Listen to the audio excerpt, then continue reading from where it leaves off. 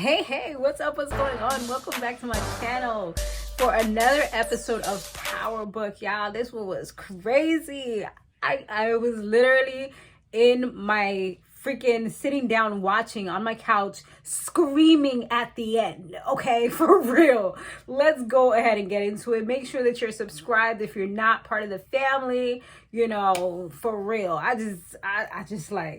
I'm still like thrown for a loop with this whole situation, y'all. And definitely check out my website, which is listed down below, empresslooks.com, as it has a lot of different hair accessory clips that I sell. Okay, y'all. So Davis, he was drinking his freaking troubles away because his brother wasn't really going around him. His brother was kind of avoiding him, and he was somewhat upset with him because he took him out. So it's bothering him because he's waited literally 29 years to be able to like hold his brother, like hang out, do brotherly shit. And it's like, now that he's out, he don't even want nothing to do with him because he's like, why are you jeopardizing everything for me? First of all, he had his health issues. And second of all, he was content with just being in jail. He was okay with it. He had accepted his fate and he was fine.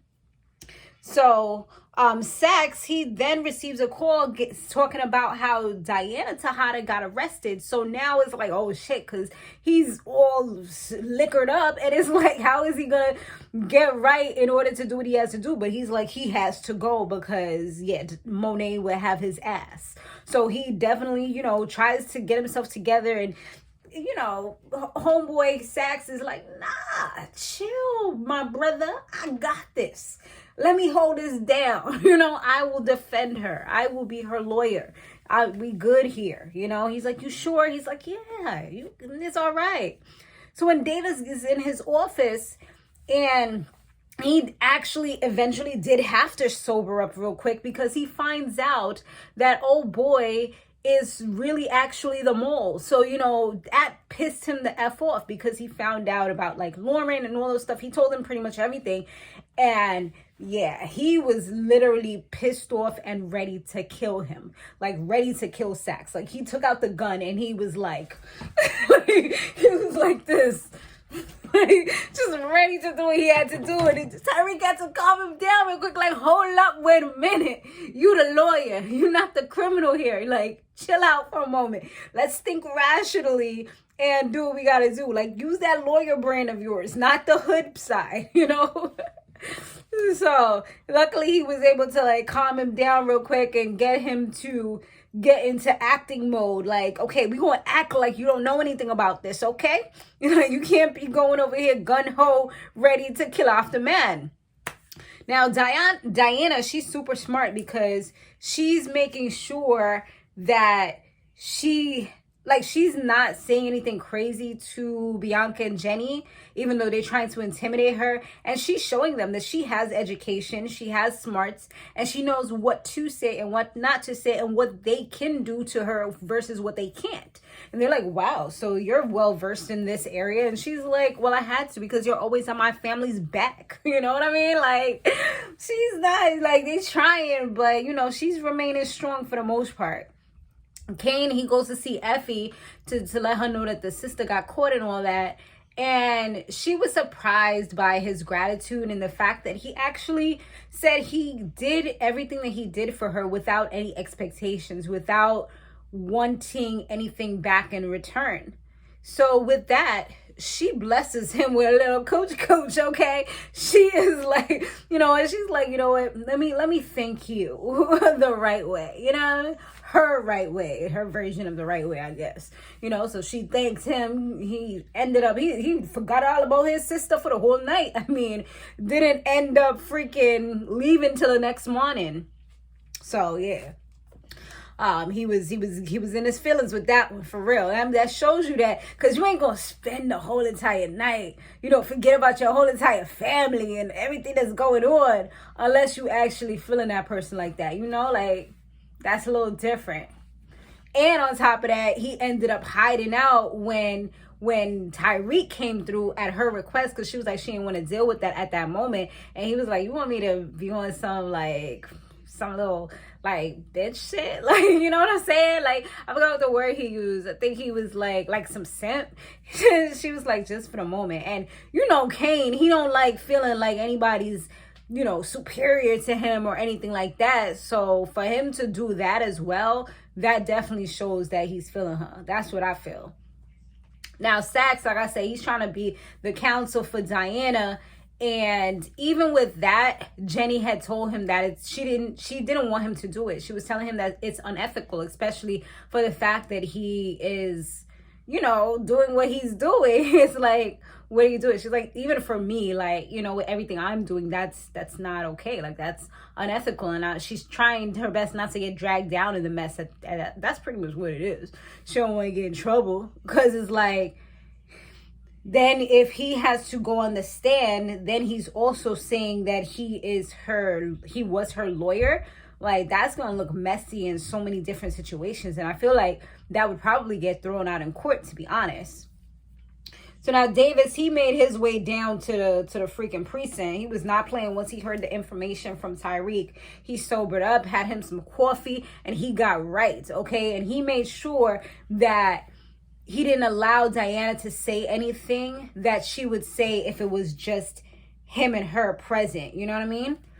So she was about to say something that would probably implement other people, you know, and Davis made a good move, and he knocked over the coffee that he had onto Saxe and acted like he was going to go help him, and slipped Diana a little note right there real quick. So, you know, she was able to know, like, okay, let me be careful what I'm saying. And she was like, he said, put it on Effie, trust me. That was exactly what was in the letter that he had. So, you know, that got her to a point where she wasn't going to be saying anything to him. Monet, she walked up to the country club to talk to Braden's uncle Lucas, and just kind of let him know who she is, you know, make her presence known. But I feel like she was just kind of soft on him. Like, she said, like, you know, when I call, you answer the phone, you know, but I feel like he kind of was taking her for a joke a little bit.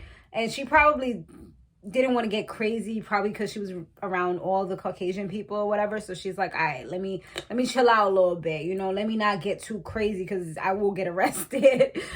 But yeah, he didn't seem too intimidated. I'm like, dude, you messing with the wrong one. You don't even know what time it is, my brother. So Drew, he started getting in his feelings. Oh, and another thing was that now that Kane, he's effing Effie, they were saying, like I told you, Davis told Diana to pretty much say it was Effie, but now that Kane's effing well, Diana, no, that's terrible. Now that he's effing Effie, he tries to like give her little hints, like, do you think he'll really trust this dude? Pretty much talking about Tariq, because he knew about the plan to take her down. So now Drew, like I said, he's in his feelings because his ex came out on national TV now that he's in the NBA to say that he pretty much is gay. Like, the fuck? Like, dude, you couldn't do that for me because I'm some hood nigga, but you come out for this white boy? Are you fucking kidding me? Like, I understand, like, where he's coming from, because that was literally, like, his first everything, you know what I'm saying? So, yeah, he was definitely in his feelings, definitely hurt that you doing this for the new person. Like, that's horrible. Like, that hurts like crazy. It's like you trying to say I wasn't good enough, like, you know, like I wasn't really like what you was looking for. You just wanted to play with me, but you didn't want it to do me. And so he ends up kind of like stalking him low key. And when he does see him, he's all drunked up and says way too much, talking about he had somebody that he was with and the person's gone now and he has nobody, and the shit went viral, okay? Because now that he's a celebrity in the NBA, everybody's going to be watching his every move. So that's exactly what happened. A fan must have been like this, recorded it and uploaded it to YouTube. So that led to Gordy's family seeing this, and after they had already asked Drew if everything was all good with her son or whatever, And he said, yeah, like he hasn't seen him or whatever. Now it's looking real fishy. So now they want to talk to Drew. I don't know. An eye for an eye makes the whole world blind, as they just say. So I don't know what's about to happen here, but I don't know. Drew ain't looking good for you. If you mess with them people, kids, which we already know he did, yeah, it's gonna be too weird, like how this dude dies all of a sudden. Like, you know, like she probably talks to her kid or at least once a week or something, or maybe even once a day, who knows. So it's like, if he's not talking to him, something's wrong, you know. And she already knew something was wrong, but it's almost like Drew kind of like made her feel like, I don't know, maybe he's just hiding out, but it's weird. So anyways, so the Westons, they want to work with Tate now and make him their little bitch. But Harper, she's against it because she knows that's pretty much what's going to happen. Like, you're going to be beholden to them forever. You know, it's almost like dealing with the devil when you work with those types of people. They don't want to really see you win, and they're just helping you because it's helping them, you know. And you're like, at this moment, you're the little black boy that they can use. So that's why they're really working with you, and that's what she's trying to help him to understand. He lies to her, tells her that he's not going to take anything with her. He loves her, wants to marry her. And then he still lies to her and still goes and works with these people. So it's like, what the hell? So he was just like, that he also took donations from the Westons. So she was like, well, you need to give the money back because I already told you what's going to happen with that. And he's like, hold up. Like, I'm okay with this whole newfound honesty thing. Like, I tell you everything. But what we not going to do, I'm not giving back no money because I am going to win. I'm not okay with losing. So she's like, well, you're going to lose me. Well, I mean, I guess he'll be alone on his throne, right? Tariq ends up telling RSJ about the whole Ponzi scheme because he sees how, you know, Uncle Lucas is trying to F around with Braden, trying to F around with him, and, you know, not really take them seriously and play with them and use the fact that they're drug dealers against them. So it kind of has their hands tied. So he's like, you know what, let me go ahead and take it the legitimate route because nothing's going to happen. So what he does, he tells RSJ, you know, manipulates the situation and makes him realize, you know, we need your help, you know, but I can't like tell on him on the SEC or whatever. Like, I can't do that because it's just a lot of things riding on it. So RSJ takes it into his own hands, has a meeting with him, lets him know, like, you're going to give me back my money, you're going to give Tariq back his trust fund, and you're going to give the Tejadas back their money as well. And, you know, you're going to do it. If you don't do it, then, you know, you're pretty much going to get you're gonna lose everything. You know, it's gonna be terrible. Like, it's gonna be a huge downfall to their family name, to him. Like, he'll probably become the true black sheep of the family. Like, nobody will ever F with you again because the father doesn't even know what's going on. That's the crazy thing. So yeah, it's like, I advise you, I behoove you to do the right thing, okay? So after hearing all of that, he's still trying to be a little bit of a smartass, and I could tell like he was in his feelings because it's like, damn, like he knew his little nephew wasn't gonna come up with no shit like this. But Tariq, he tried to tell Tariq like, oh, you think this is the hood? He's like, the hood is everywhere, my nigga. Like, like, okay, you want to get hood? We can get hood, okay? Okay. Like, you lucky that he's going this route instead of just killing you. And, you know, but then it would be harder to get the money back. So it's like, we got to do this the right way and play them chess pieces properly. You know what I'm saying? So that's exactly what he ends up doing. So yeah, he said that he didn't have all of the money right now, but he was like, it's perfectly fine. I've made a payment plan that you would be able to follow, you know, and hopefully you'll be able to pay off everything before the feds catch up with you, or whatever he said, something along those lines. So yeah, RSJ got it, honey. You played with the wrong black people. Okay, you should just play with your little nephew, but you thought you was having a come up because, you know, like his friend is all into all kind of crazy shit. So you thought like, yeah, this is be the perfect scheme. Like, nah, you messed up. So the feds, they're hot on Effie's tail now. They come after her while she was making a delivery. But it wasn't what we initially thought. So they actually didn't set her up. They actually just made it look a little funny, but made the whole system look foolish, because when they tested it, it was actually just sugar. They had all the things set up in the warehouse, and they thought it was a whole bunch of cocaine, you know what I'm saying? But no, it was actually just a whole bunch of sugar just all over the place. So the joke's on you. They definitely got him with that one, for real. So Effie, she ends up, after that, she confronts Tariq, Monet, and Kane about the situation, just kind of telling them, why did it have to go down like that? Like, you know what I'm saying? Like, I would have did, but at the end of the day, she understood why they did it, and she's like, it's all right, because I would have did the same to either one of y'all. So it's like, yeah. She, in the back of her head, I feel like it's like, I got y'all. Y'all easily will sacrifice me, so yeah, I know what I gotta do if the time comes. And that's what we're gonna get up to shortly. I don't want to give away too much. We're leading up to it.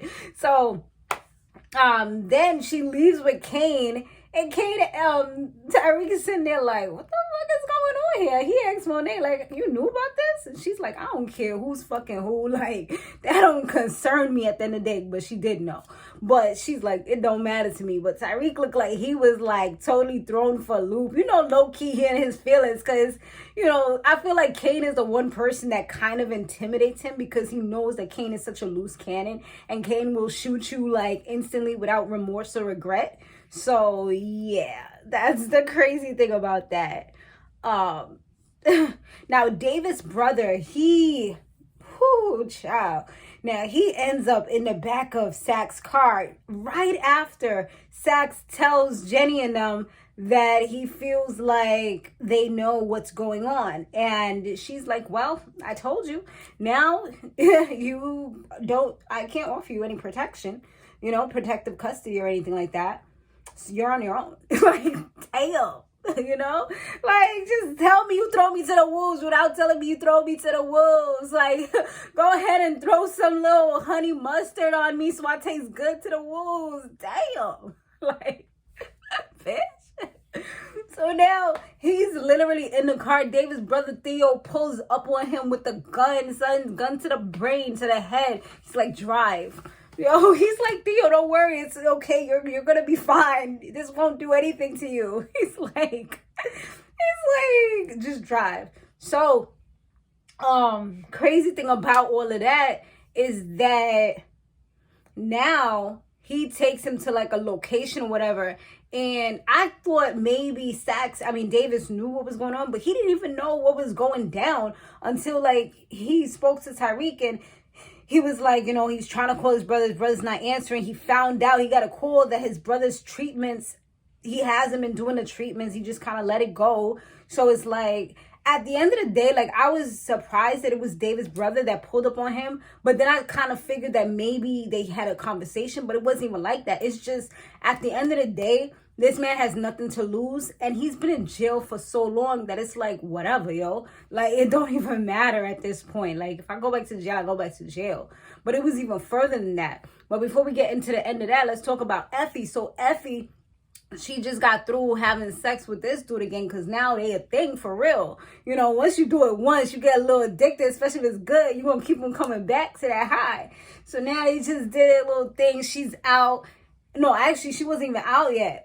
And they wasn't even finished, actually. So damn, that's terrible. You was all getting it and getting to that feeling, then all of a sudden shit get crazy like this. So somebody knocks on the door talking about his maintenance. So they're like, she's like, okay, hold on, like, one moment. They're like, I'm coming in. They're like, no, hold on, I'm putting on my clothes. All of a sudden, boom, there goes Bianca. I knew the voice sounded familiar, but for some reason I was thinking it was Gordy's mom, because she sounds similar to her. But nah, it was Bianca. Like, Bianca, she was on some, you're going to jail. They're like, for what? She just got off. That's what Kane said. She was like, you shut your ass up before you come in here too. Then take her outside. You're under arrest for attempted murder of Lauren, whatever her last name is. Shows Lauren. Yes, that's the one who tried to murder me. Yo, I know for Effie, it was like looking into the eyes of a freaking ghost. Like, that was insane. Like, you thought that you buried your dark little secrets, but it came back to haunt you. That's what that is. Okay? Okay. Now let's go back to Theo. So now Theo, he's over here with Saxe, you know, just walking him to like some area. You know, it looked like a dock or something. And Saxe in his run, he always run like this. Y'all noticed that? Like, I noticed that today. I was like, yo, he always got his hands out when he be running. He'd be like, he was running with Tariq. They got to his brother. He's like, yo, don't do this. And then Tariq's like, yeah, listen to your fucking brother, because if you do this, we all going down. He's like, nah, like, you'll be good. He's like, you'll be good at the end of the day. He was like, why didn't you tell me about the treatments? He's like, because, like, I literally only got a month left to live. Like, and that's what I told y'all. He feels like he has nothing to lose. He has nothing left. Like, he literally has a month. Like, what you want to do with a month at the end of the day? Like, I mean, there's a lot you could do. You can make some good memories, but it's like, you're going to see him suffer. You're going to have to, like, watch him in the hospital, whatever else, you know. It's probably the disease progressed so much that that's the point where it's at now. So he has him, and he literally shoots this dude. He shoots Saxe. And I was like, I didn't think that that was going to happen. Like, I felt like Saxe was like the invisible man. It's like one of those characters you've seen for so long. It's like, no. Like, I wonder if he's really dead. Like, I kind of feel like he could still be alive. It's like, until I see the next episode, I feel like until I see a fucking, like, funeral, I feel like he's still alive. Like, they're probably gonna come, sweep him away. Oh, we have a weak pulse or some shit like that, and take him away. I don't know. Like I've heard the producers say before, unless you see somebody have a funeral, they can always come back. And I haven't seen a funeral yet, so we'll see what happens. But shit was crazy. And then after that, you know, Theo just tells him, like, don't worry, like, you'll be all right. And he just shoots himself. And I'm like, wow, that's how you know. So I guess they're going to say it was like, you know, a double homicide type of thing. Like, he killed him. And like, it's still going to be a little weird, because it's like at the end of the day, and he was telling him to give him the gun, like, you'll be okay. He's like, nah, like, don't worry about me anymore. And just took his own life. But I feel like it's still going to be weird, because like, why would Theo pick him out of all people? And then he had already told Jenny that he feels like they know what's going on. So it's just going to be kind of weird. Like, it's going to seem like Davis kind of set up everything, but they have no proof of that. So I mean, at the end of the day, he went rogue. He did it on his own. But it's like, why would he do this? You know, why did he get so crazy to do this? Like, what was the motive behind it? So, yeah, that was crazy. Let me know, comments down below. What's your favorite part, yo? What you think's gonna go down? Shit's crazy. Great episode. I'll see you guys on the next one. Later.